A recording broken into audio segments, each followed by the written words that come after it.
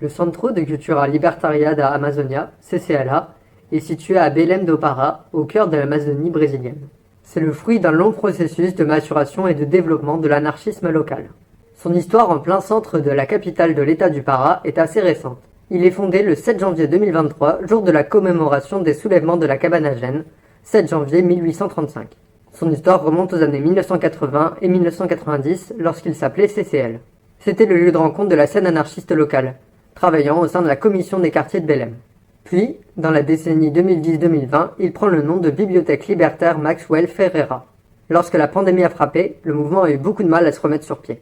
Mais quelques années plus tard, ce nouveau lieu est né, le CCLA.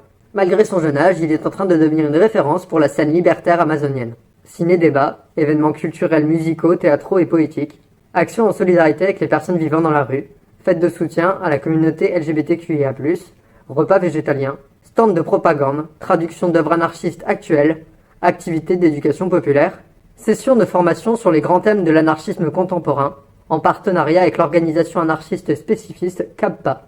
Des débats sur la situation dans d'autres pays d'Amérique latine, également avec la CABPA, la participation au réseau FICEDEL aux côtés d'organisations internationales comme la CIRA à Lausanne ou le CSL Giuseppe Pinelli à Milan.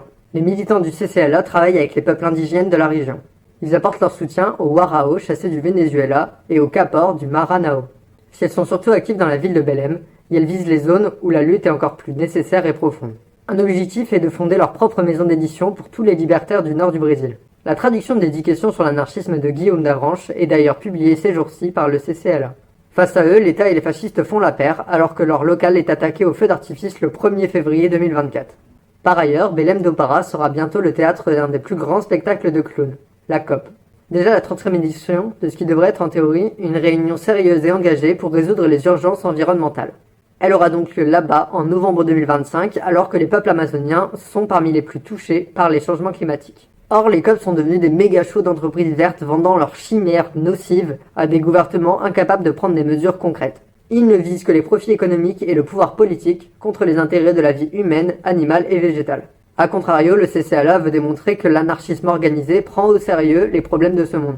Ils invitent donc le mouvement libertaire du Brésil et au-delà à organiser des événements et des activités pour dénoncer cette farce écologique. Des informations sur l'organisation de ces activités seront diffusées au cours des mois qui nous séparent du début de ce grand rassemblement d'hypocrites. Ils comptent sur la participation active du mouvement libertaire pour transformer le banquet des puissants en moment inoubliable. Que les peuples en lutte montrent que leurs revendications n'ont décidément pas leur place dans les urnes et encore moins dans les sommets. Si vous voulez aider dans ce but, vous pouvez écrire au CCLA ou participer à leur collecte de fonds.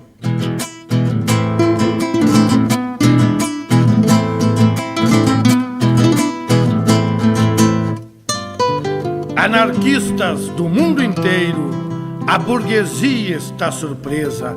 Não sepultaram a revolução, a chama continua acesa.